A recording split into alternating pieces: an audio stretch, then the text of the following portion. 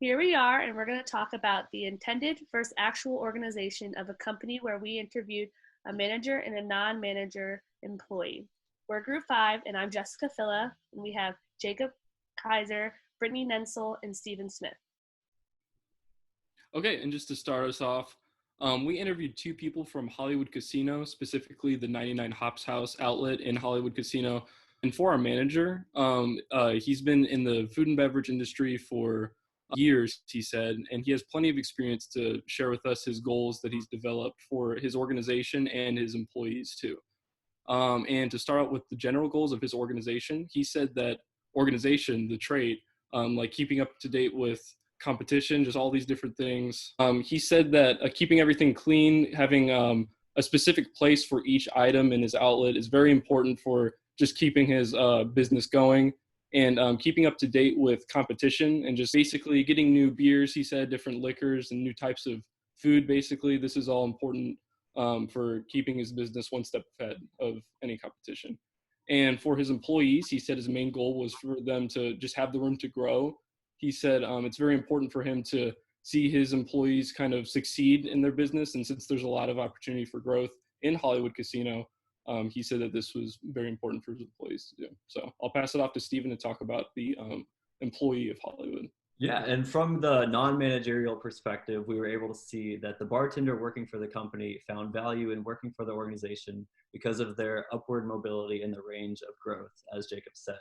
Since we interviewed the manager first, we had the impression that the intended company placed high importance on the ability to communicate properly throughout the different levels and positions. The intended organization through the employee's side matched, however, as he stated, many great things about the comfortability in regard to communicating with the people that he works with.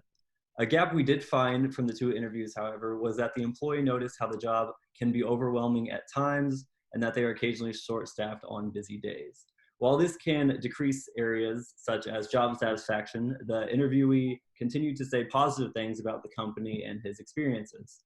One thing to take into account during this time is the climate in regard to COVID-19, of course, creating more stress on essential workers and causing many companies to fall short in staffing decisions. So overall, the employee felt that his needs were being met and that he is valued as a worker in his company.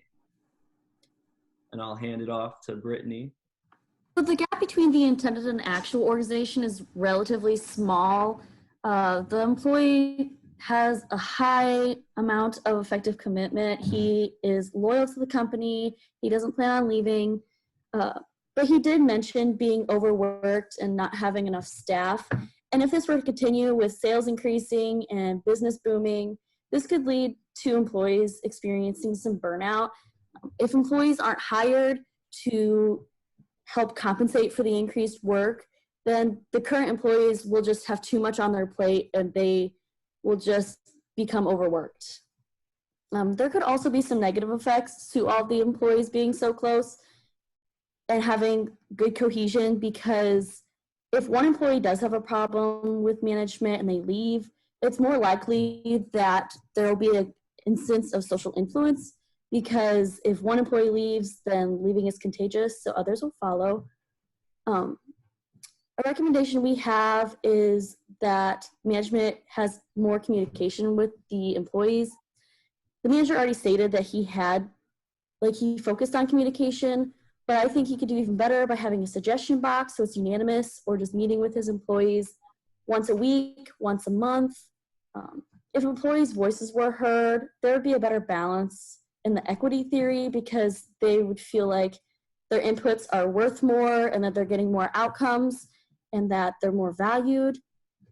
This could also improve their potency. Happy employees usually mean that they're doing better work and they work better together because everybody's on the same page. I'll now pass it off to Jessica to talk about the rest of our suggestions. If the employer improves communication within the company, employees might increase in boosterism, which they will talk highly of the company both in work but also at home with their families and friends. This will give the company a good reputation both in work and outside of work. If communication is not addressed, employees might participate in counterproductive behaviors such as stealing or slacking off while at work. However, the company seems to be doing a decent job at this.